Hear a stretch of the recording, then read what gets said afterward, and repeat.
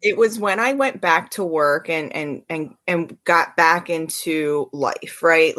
And just assumed that I would be able to just pick life up and leadership up as it was, and nothing would have to change. And I was just so overwhelmed that I spent a lot of time stressing out my team. Honestly, I started running my team on high octane. Hello and welcome to Growing Through It, your go-to podcast for real leadership stories.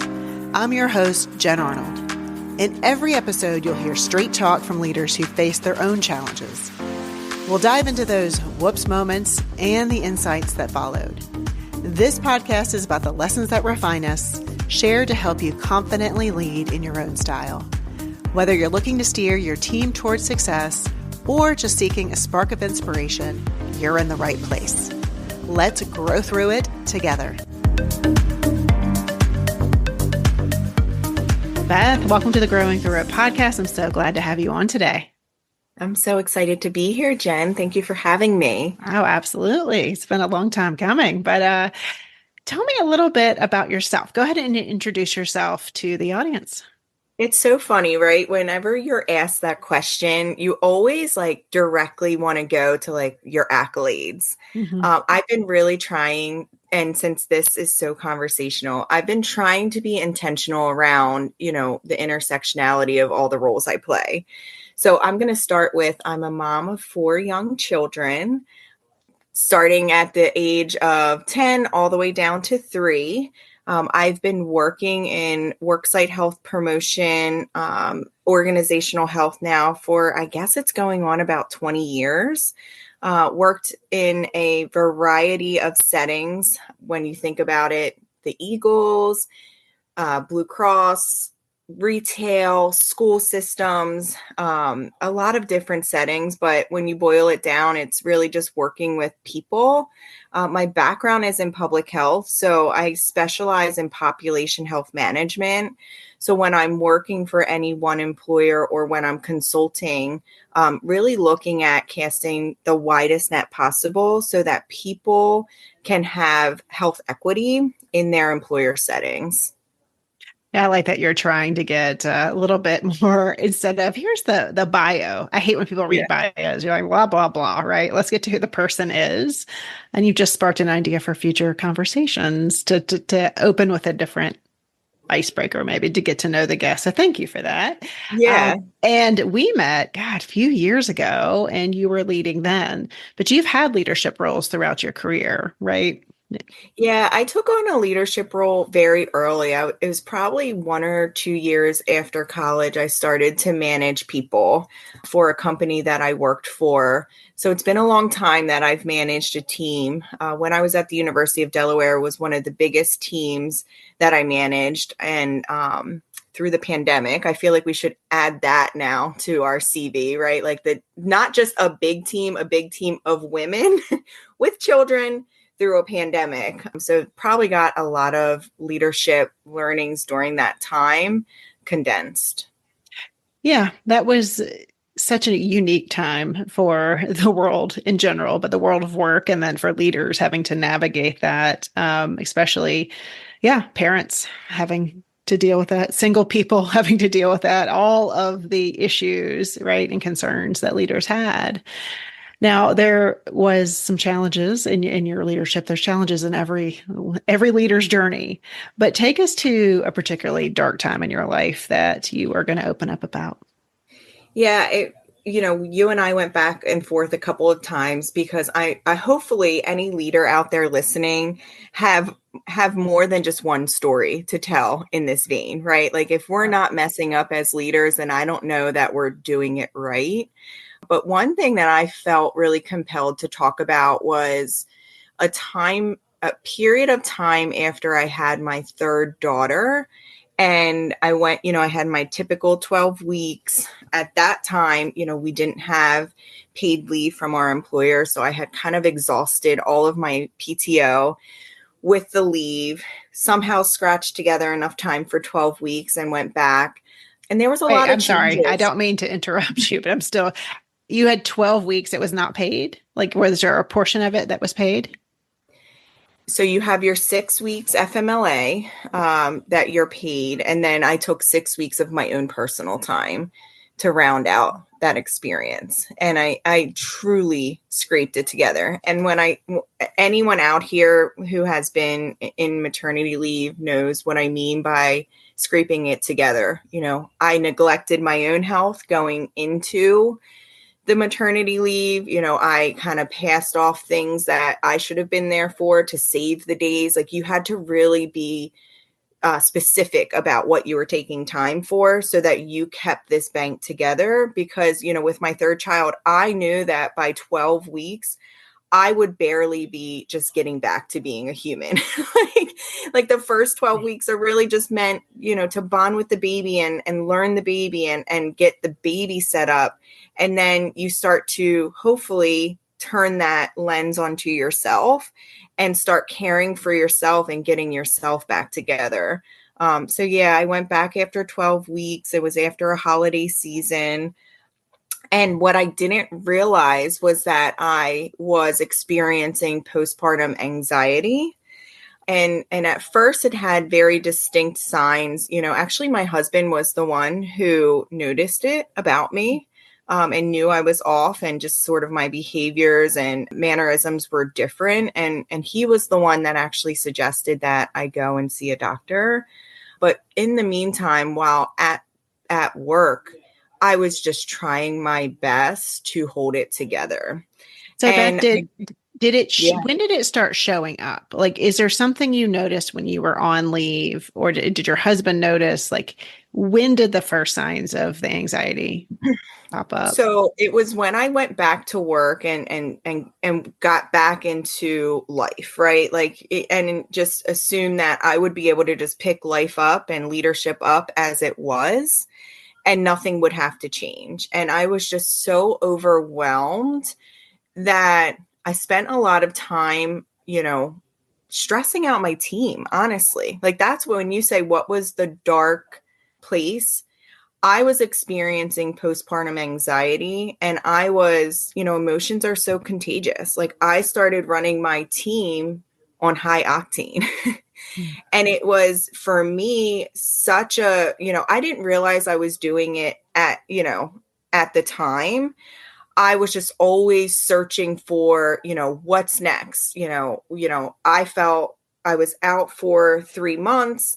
I got to come back and make a splash. What are we going to do? And at no time did I really slow down enough to say, like, this might be a great idea, but is the timing right?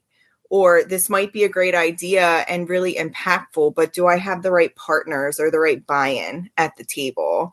So I was running my team very fast, with very little room for failure when I, all cylinders going when I got back. And to me, that was reflective of my anxiety, because now that I have been in therapy for a number of years, my daughter, who I experienced this with, is now 5, and actively working with a therapist and doing some of that, trauma work and all of that. I realized that one of my things is high functioning anxiety. So for me, when I'm anxious, I'm just going to do more, and it's going to look great, to the outside world. It's going to look beautiful and like the best project and the best outcomes. But what is the collateral damage to get there was kind of that dark time that I'm alluding to. Yeah, let's unpack that. But my friend Maggie calls it over functioning, right? Yeah. You're like funneling it all, and you're just overdoing everything. So you get back, there's obviously a lot of pressure. You've been out, you're putting that pressure on yourself, and hormones, everything going on, and you're getting back into the team. So did you, like, day one start out with, like, all right, gathering the team together? And did you have any, like, onboarding time for yourself, or was it just right in, guys, come on, let's go? I'm so embarrassed to say this, but I actually was checking in while on maternity leave, and I didn't realize that was why. But I was so afraid that a detail would happen that I would miss, and that I wouldn't be able to hit the ground running when I got back. My close colleague, who I'm still super close with to this day, I'm no longer at the University of Delaware, but she would try her very best to keep me out of the loop. I would be calling her, but I'm really persuasive, especially if, I wanted to function in that way. I was finding every loophole, to get information. So I wasn't doing myself a service by doing that, because I was taking even less time that I had available to me and focusing it in places that didn't make sense. Now, when you would check in during maternity leave, and there's no embarrassment, you're not the first one to do it. Did that alleviate any concern, or did it just propel the anxiety? Do you remember?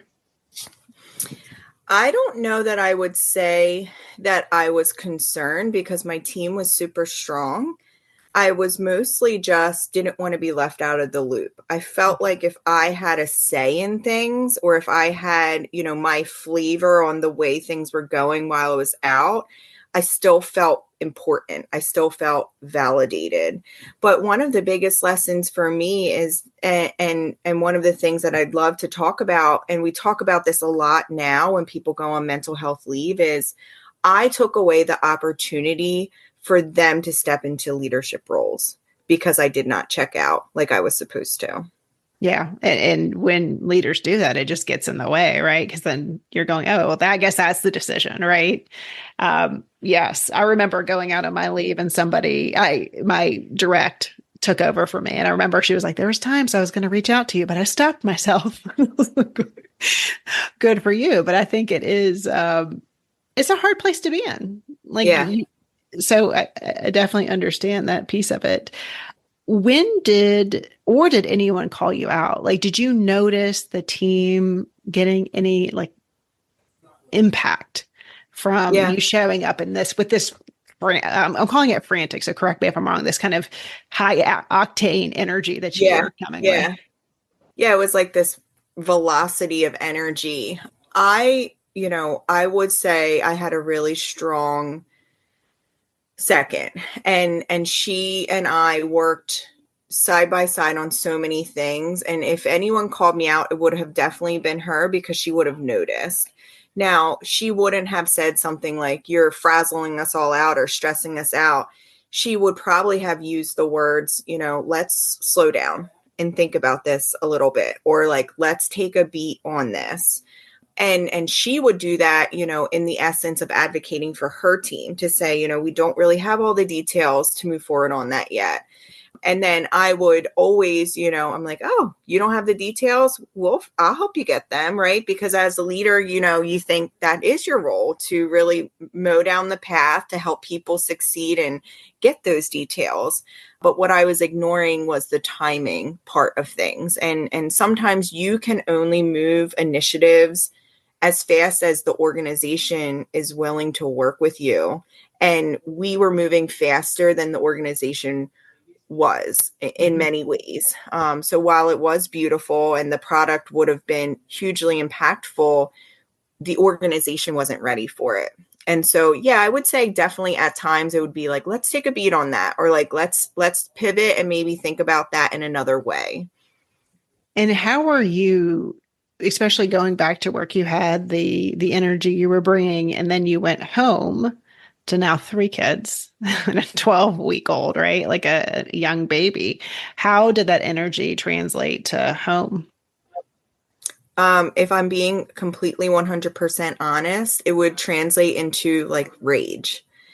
And for me, it's like you hold it together all day, and you know what you're doing at work, right? Like, I know how to be a good leader. I know how to lead this team. Like, I know how to get stuff done at work. And then you come home and it's chaos, right? 3 babies, working full time, husband working full time. And it's just, everything felt like an open wound for me, cooking dinner. I remember one time my son was trying to pull probably like a popsicle or something out of the freezer. We have a bottom freezer. As I was cooking dinner was like that close to being done.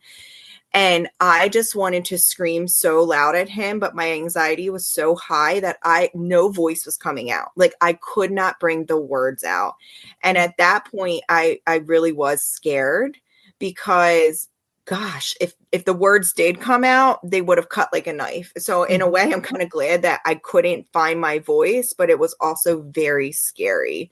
And that's when my husband kind of came in and said, you're so snappy at the kids, and it's not like you. Like, you obviously kids can be super annoying and overwhelming, like especially multiple of them. But the stuff that was really getting me to like boil over was really minute. And so he's like, something's going on. And at this point, our daughter had been sleeping too, because I would always kind of lean back on that. And that's what you would get as advice. It's like, oh, well, of course you're frazzled. Like you're not getting any sleep and blah, blah, blah. And it's like, but I actually was getting probably too much sleep, because when I would go to sleep, that sort of symptom of anxiety, they would go away. So I was finding myself wanting to crawl into bed earlier each night to just silence the anxiety. So it was a little compounding of everything going on, a little bit of noticing at work, a little bit of, my husband coming in and tapping me and being like, we got to take care of this. So how long was that, like into your going back to work, your postpartum, that your husband was like you need some help? Probably about 6 months, I would say, when it's like we thought we were bouncing back and we weren't bouncing back. So we probably gave ourselves, 3 months or so, get the baby sleeping. They don't sleep for a long time, but they at least sleep better. Yeah. But I would say probably in that 3 to 6 month range postpartum is when we started noticing something was up. And it was definitely translating into work. Tell me more about that. Like how, like I know you brought some examples, but what, because that's 3 months of time that you were hyper anxious at work. Mental health is such a spectrum. And I talk about this a lot because I don't know that you're always in crisis, right? Like you are, like I would probably classify that as somewhat of a crisis. But there were days and time periods that it wasn't that heightened. So when I would go into work on maybe a more nuanced day and I would look at my calendar, I would just start rescheduling everything. And it's like, I didn't have the desire or the will to even have the conversations. I felt like my brain was jumbled. And so as a leader, when I'm putting stuff off or I'm not prioritizing my time effectively, we know that trickles down. And so if I'm pushing off that one meeting where I'm supposed to be getting clarity for the business to give to my team, well, now they're delayed and they're not getting the clarity that they need to move forward in their respective areas. Yeah. And Beth, so was it any meeting, or was it like just, were there certain types of meetings that you would reschedule, or were you just like, oh, hell, I can't handle this today. I honestly think it would be days that I was just really overwhelmed, and my tendency would be to want to isolate in my office. And, when I talk about this, it definitely wasn't every day, but like there are definitely days that I can distinctly remember kind of going into my office and rescheduling what I could and pushing off what I could. Just to give myself some breathing room. But I would say the better move, in my opinion, would be to create conditions where people at work can kind of talk about what they need in that moment. So again, it wasn't every day that I needed to do that, but there were definitely days that like I could have sent someone else to those meetings to represent me. But in order to do that, I would have had to admit that something was going on. And you weren't in that place. Like you were. No, that felt like a failure to me. It felt like if I can't do this right now, then I'm never going to, like, I could only see as far as I could see. And I felt like if I can't do this right now, then I'm never going to bounce back from this. Did you know something was wrong, but it was just that you were saying that I need to get it, work through this. I can't be a failure. This is the way I'm going to get to bounce back. Like, did you know it, but there was that stopping you? I didn't know specifically that it was postpartum anxiety for me. A lot of times just classified, there's not a lot of information about postpartum anxiety. I'm just lucky to have a really great therapist, who has taught me the differences between that and depression. But I didn't know. I thought maybe I just was kind of growing out of liking my job. I kind of felt like maybe I'm just not a good leader. Maybe I've sort of faked it till I made it up until now. And now it's just kind of the wheels are falling off. Did you talk to anyone during this time about this, like friends? Were you in therapy at that time, or like your So I husband? had started going into therapy about 6 months after my daughter was born. Okay. So the time frame is a little bit fuzzy, but I will say once I got into therapy, that started getting better. I started to really manage my emotions and understand them. And from what I could understand during that specific period is I was just stuck in overwhelm and I had no tools to get out of overwhelm. So I definitely wasn't talking to people at work. I was actually raising my hand to take more on, and diversify. I was like, okay, well, if I have 10 big projects and, I can't fail all 10, right? Like I'll diversify my options. It's probability. Wow. So you were taking And on more I things. was taking on more things because the probability that I would be good at least some of them was high. And, we know in working in this space that productivity is sometimes measured with how much you're seen Mhm. and not necessarily what you're doing, like the work output.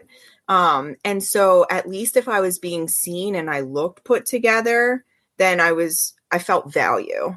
But I think, when you talk about a dark, frazzled time, when I look back, I was not the best leader to the people who reported to me because I was just a mess trying to keep up with Mhm. everything going on.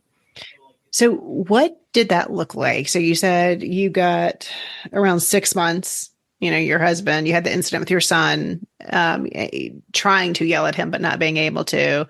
Was that the moment where your husband said, "Hey, Beth, you need some help. Like, how Yeah, can we was that the turning point?" that was definitely the turning point in the positive direction. I will tell you, what's coming to me around, what's the rebound is that I started closing the loop on things. So instead of just starting new projects or taking on new initiatives or kind of raising our hand, because we're working in the well-being space at a very difficult time. It was post, murder of George Floyd, and all of that was kind of this time period. And, we were really involved with a lot of healing work across campus. And so there was a lot of work to do. And for me, it's like I felt like I kept starting things for my team, but we didn't quite finish them.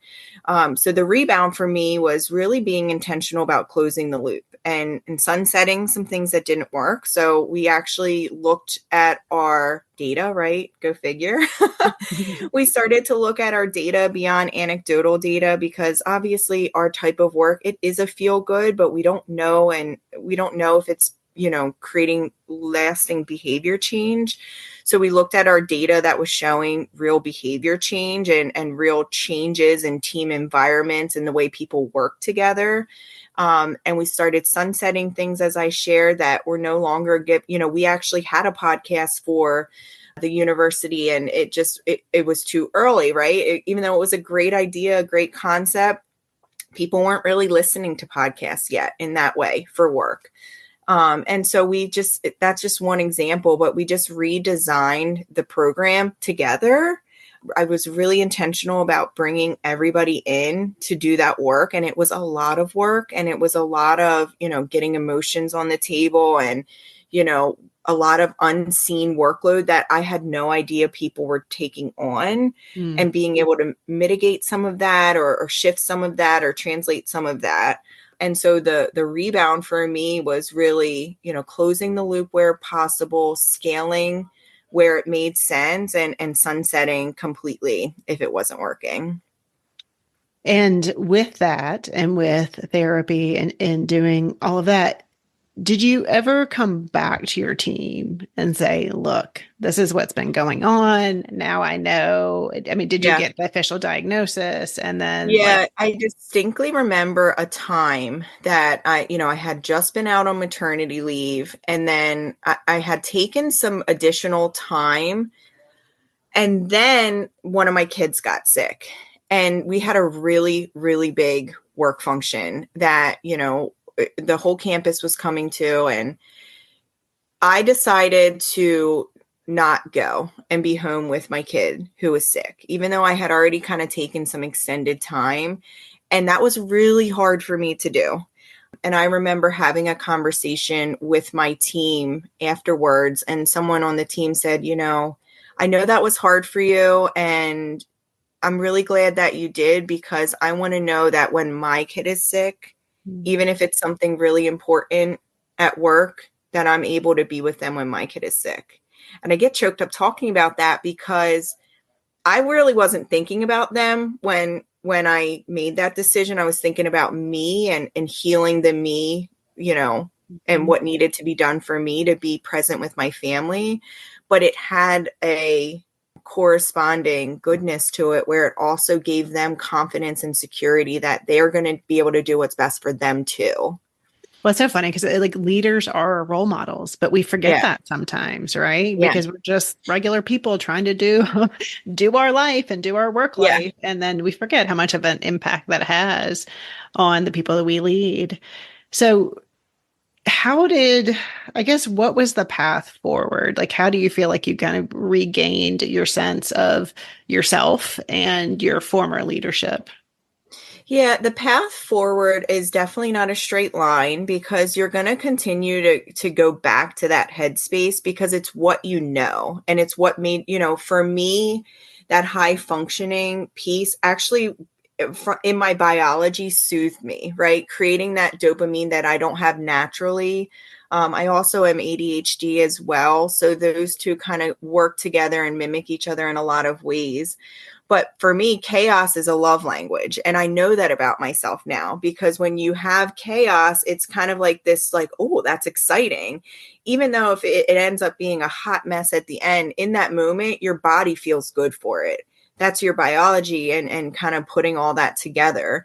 So for me, the closing loop would be just this really deep awareness that I have about myself, and being able to check in with myself before making any big decisions. So I'm super impulsive, and I ran my team that way during that time.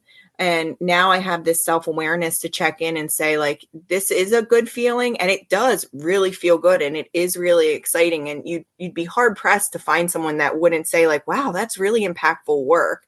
But is it the right time? Are people ready to receive it? Do we have enough capacity on the team to even achieve it right? Or achieve it, into the capacity that we want. So for me, that would be one really big thing, is self-awareness. And again, it's not like you just wake up and have it one day. It's something like a muscle you have to train. You have to check yourself when you're not being self-aware. Or even, there had been times that I would say something that I regretted saying, and then having that conversation to say, like, I didn't mean that. And I know it landed this way, and I'm sorry. And being able to apologize for the mistakes that you make to move forward more holistically. Yeah, it's huge. I mean, to be able to apologize, right? And I don't think I've ever heard chaos is my love language. So that is the first for me. I love it. I know we've got to wrap up. So I have two more questions. One of them is, how did this whole situation, this tough time in your leadership and your life, how did that make you a better leader? I think what made me a better leader is understanding that it's not really about me, right? It's like there are pass-throughs of things that I do, but it's really the decisions that I make are directly what are going to impact my team. And so I had to understand, people need different things at different times. Same thing with me with the mental health spectrum. There are days that I needed really high care, and there are days that I was fine. And the same thing is true with your team members. So for me, it's just practices that I've started to bake in. So when we would have our weekly team meeting, we would always leave the first 15 minutes to check in on each other. And wouldn't always be like, how are you? Right? It'd be like, okay, where's your battery life today? and or like what's one thing like that you didn't care for this weekend. And depending on what people shared, you can kind of observe non-judgmentally where they are. So, if X person says, my battery life's at 20 today, like I know that's not the day that I pick at X person for that thing that they've been behind on or whatever. Like I go back to that with care another day, or maybe approach it in a different way. So it made me a better leader because I was able to observe others more authentically and see them as not just drivers of the work, but also just humans, right? And it allowed me to do the right thing on their behalf and realize that, you do have a specific amount of power and decision-making as a leader, and to be able to use that in the most caring and authentic way. I think that's how it made me a better leader. Yeah. And I love what you said about we're all at different levels. So, some days you're completely firing on all cylinders and some days it's a little bit rougher, right? And the same for the team. Yeah. Not everyone's going to be at 100% every day. And that's just life. That's just being human.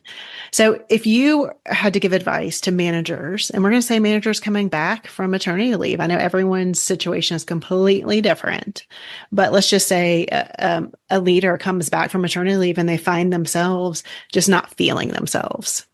What do you recommend? The biggest thing for me is, especially being in the well-being space, we have all the tips, tricks, and tools that you need, right? But not everybody needs 100% of those. So for me, the advice I would give is like, what are your top 5 non-negotiables and what are your boundaries around them? And so if, your thing is exercise or, getting away from the office for lunch or, one-on-one time with your manager, what are your non-negotiables, and just know what they are so you can really build that into your daily actions. For me, setting, I need to be out of here by 4:00. Like I don't want to miss my kids coming home from the bus. That 15 minutes of them getting off of the bus, like really sets me up for success in the evening. I hear everything coming in. We ease into dinner time. I don't know any parent that gets home at 5:00 and doesn't have a complete adult meltdown because of the craziness of that time period. And so that's a boundary for me. Like I have to leave at 4:00. I will check in if there's something hot going on. I will for sure check in and get that taken care of later. But a boundary for me is leaving at 4:00.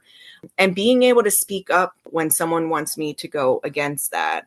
So I would say, really think and spend some time, just like you do on your birth plan, spend some time in figuring out what you need going back to work, and then socialize it. Because that's the other thing. I think people have a tendency to really care for one another, especially when you have a close-knit team like I did.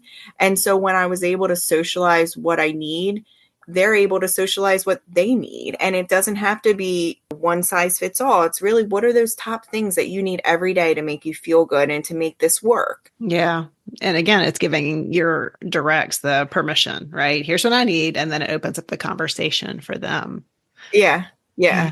So Beth, thank you for walking us through what was not a great time in your life. And because it's something that we need to talk about more, is getting back from maternity leave, having these situations happen, and what do you do, how it impacts your team, how it impacts your life, and how we can all help each other a little better. But where can people find out more about you or connect with you?